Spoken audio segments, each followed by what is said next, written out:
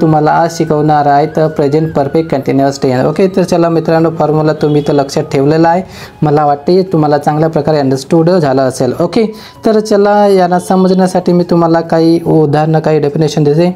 हा जो टेन्स आहे, म्हणजे हा जो टेन्स जेव्हा तुम्ही बनवणार मित्रांनो, हा टेन्स जेव्हा बनवणार त्यासोबत तुम्हाला हॅव बीन किंवा हॅज बीन कर्त्याचे वचनानुसार घ्यायचं आहे. ओके, कर्त्याच्या वचनानुसार घ्यायचं आहे. त्यानंतर त्यासोबतच तुम्हाला क्रियापदाचे चौथे रूप घ्यायचे आहे. ओके, तर मित्रांनो, हा जो टेन्स आहे यांना समजण्यासाठी मी तुम्हाला काही उदाहरणं देते. त्या उदाहरणानुसार, त्या एक्झाम्पलनुसार तुम्ही या प्रेझेंट परफेक्ट कंटिन्युअस टेन्सला कसं बनवायचं, कसं समजायचं आणि कसं बोलायचं हे सुद्धा तुम्ही यामधून समजाल. ओके, तर चला मित्रांनो, तर आजचा जो फर्स्टवाला क्वेश्चन आहे तो it is a very important तुमच्यासाठी, तुमच्या एक्झामिनेशनसाठी. ओके, तर बघा या ठिकाणी he lives in Nagpur, he lives in Nagpur, तो नागपुरात राहतो, तो नागपुरात राहतो. तर याचे आन्सर काय आहे? He has been living in Nagpur, he has been living in Nagpur since 1950. Okay, तर चला मित्रांनो, बघूया नेक्स्टवाला जो सेंटेन्स आहे, नेक्स्टवाला जो क्वेश्चन आहे सेकंडवाला, तर यांना समजण्यासाठी तुम्हाला याकडे लक्ष द्यावं लागेल. ओके, तर हा जो क्वेश्चन आहे, I had watch it. Okay, मी ते पाहिलं होतं. तर हा जो सेंटेन्स आहे कोणत्या टेन्समधील आहे?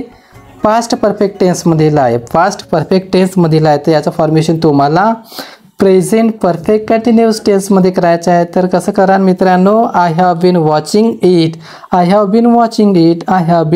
इट, मी ते पाहत आलो आहे.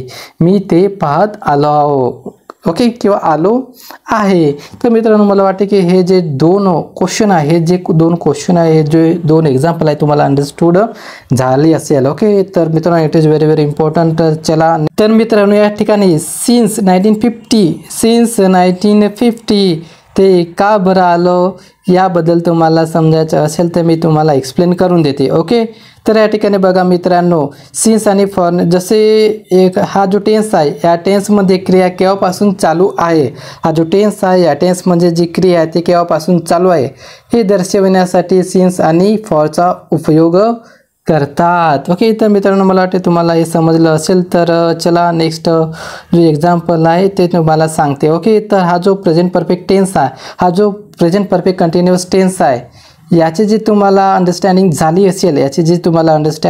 असेल तर मला वाटते मित्रांनो, जे 1 ते 6 पर्यंतचे जे क्वेश्चन आहे ते तुम्ही चांगल्या प्रकारे सॉल्व करू शकता. आणि याचं जे आन्सर आहे ते तुम्ही मला माझ्या या व्हिडिओच्या कमेंट्स बॉक्समध्ये कमेंट्स करून सांगा. ओके, याचा आन्सर तुम्हाला द्यावंच लागेल, कारण की मी तुम्हाला शिकवलं चांगल्या प्रकारे आणि तुम्हाला हे अंडरस्टूड झालं असेल. ओके, तर मित्रांनो, तुम्हाला जर हा माझा व्हिडिओ आवडला असेल तर माझ्या या यूट्यूब चॅनलला सबस्क्राईब करा, लाईक करा आणि तुमच्या मित्रांपर्यंत शेअर करा, कारण की तुमच्या या 10वी आणि 12वीच्या बोर्ड एक्झामिनेशनसाठी खूप इम्पॉर्टंट आहे आणि तुमच्या इंग्लिश कम्युनिकेशनसाठी सुद्धा इम्पॉर्टंट आहे. ओके, तर चला मित्रांनो, भेटूया नेक्स्ट टेन्समध्ये चांगल्या व्हिडिओसोबत. ओके, तर थँक्यू सो मच गाईज.